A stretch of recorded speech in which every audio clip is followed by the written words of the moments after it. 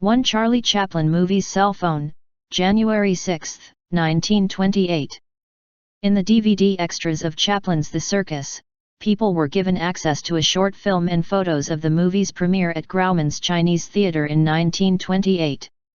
In which appears a person seemingly talking on a cell phone has convinced many people that time travel is real, as there were no cell phones during 1928.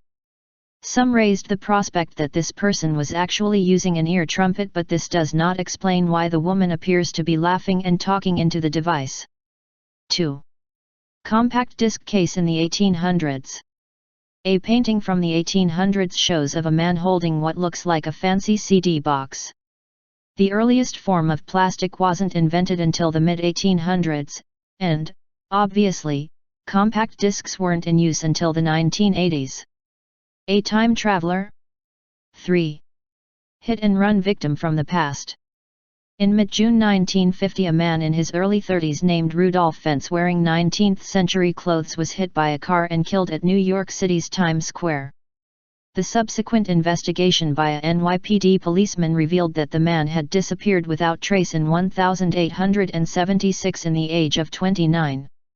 The items in his possession were a copper token for a beer, a bill for the care of a horse and the washing of a carriage, a letter from 1876, $70 and business cards.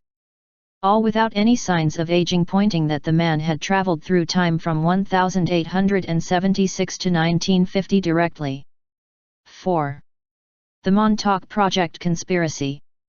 The Montauk Air Force Station reportedly has an interdimensional tunnel in its subterranean laboratory that allowed scientists to travel back to 1943. This conspiracy circulated with two men, the author Preston B. Nichols and Al Bielek, in the 1980s, when they had begun to recover repressed memories of working in the lab. 5. Time-traveling hipster. A photograph from 1941 during South Fork Bridge reopening, Indiana Gold Bridge, Canada, was alleged to show a time traveler. It was claimed that his clothing, logo-printed t-shirt, sunglasses and holding a portable camera were modern and not of the styles worn in the 1940s. Over the years, he has come to be known as the time-traveling hipster. 6. The Philadelphia Experiment, 1943. The Philadelphia Experiment is a naval military experiment that is said to have been carried out by the U.S. Navy at the Philadelphia Naval Shipyard in Philadelphia, Pennsylvania, sometime around October 28, 1943. It is alleged that the U.S.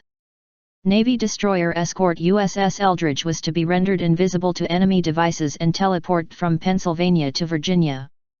Some reports allege that the warship traveled back in time for about 10 seconds. However, popular culture has represented far bigger time jumps. 7. Sir Victor Goddard flight to future. In 1935, Sir Victor Goddard, a British Royal Air Force officer, was flying a plane over an abandoned airfield at Drem, Edinburgh. During his returning journey over the Drem airfield, he was shocked when he looked down to see the airfield had been completely renovated and was now in use, and the mechanics in blue overalls walking around and 4 yellow planes parked on the runway. 4 years later, in 1939, the Royal Air Force began to paint their planes yellow and the mechanics' uniforms were switched to blue. 8. Evidence of time travel in Chinese tomb.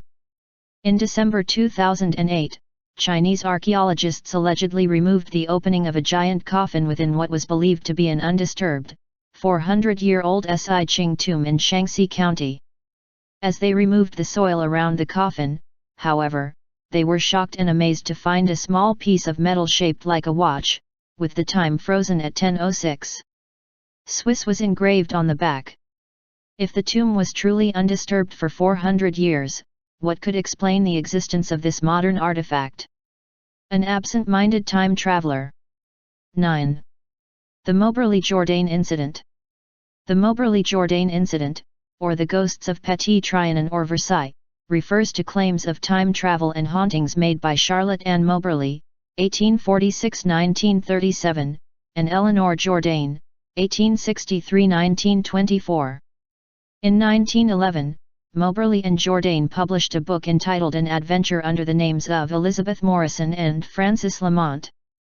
Their book describes a visit they made to the Petit Trianon, a small chateau in the grounds of the Palace of Versailles where they claimed to have seen the gardens as they had been in the late 18th century as well as ghosts, including Marie Antoinette and others.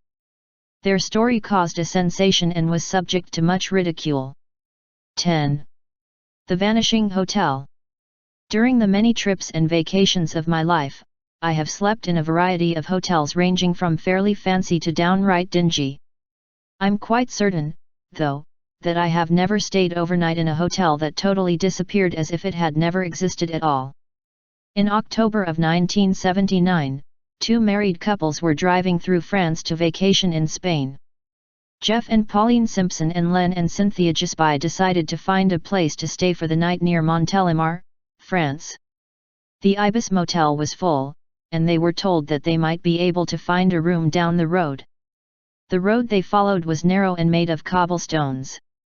They passed buildings, and signs advertising a circus, all of which looked oddly old-fashioned. Soon they came to a long stone building of 2 stories facing the road. Upon entering the building, the couples found themselves in a large room that appeared to be a bar. The proprietor did not speak English, but was able to communicate that there were rooms available. The Simpsons and the Gisbys found their rooms to be clean, although very outmoded.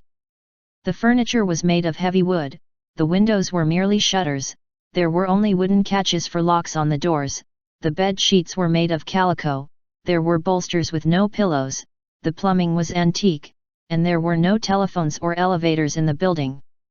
After an evening meal of steak, eggs, fries, and beer, they went to bed satiated and thankful to have found a place to sleep for the night. At breakfast in the dining room the next morning, 3 very odd individuals entered the hotel, a woman wearing a long dress and button boots and carrying a little dog, and 2 French policemen in uniforms later discovered to be the styles worn before 1905. Additionally, when Jeff and Len asked the officers about the best autoroute to take, the policemen didn't appear to know the word autoroute and directed them to an old road miles out of the way. When paying the bill upon leaving, it was about 1/13 as much as the going hotel rate at that time. Len believed there must be a mistake, but the manager would take no more cash. 2 weeks later, on their return trip from vacationing in Spain, the couples hoped to stay in the same hotel near Montélimar. They turned off the road at the same point, saw the circus signs that they had seen before, but the hotel was no longer there. After returning home and developing their vacation rolls of film, they discovered that the pictures they had taken at the hotel were missing, from the middle of the roll. The serial numbers of the frames were consecutive, and there were no blanks in the film. In 1983, the couples returned to the Montélimar area to search for the hotel.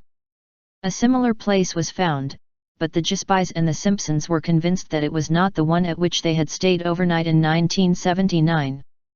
Jeff Simpson allowed himself to be hypnotized in 1985 by a psychiatrist to see if there were any other memories in his subconscious about the event, but was unable to add anything new to the experience. There are a lot of unanswered questions regarding this occurrence. British writer and investigator, Jenny Randalls, checked into this event and wonders, if this was some kind of time slip as some believe, why did the manager accept their modern cash as payment? Why did no one at the hotel seem surprised by their clothing or vehicle? The Simpsons and Gisbys had no answers to those questions. They only know what happened.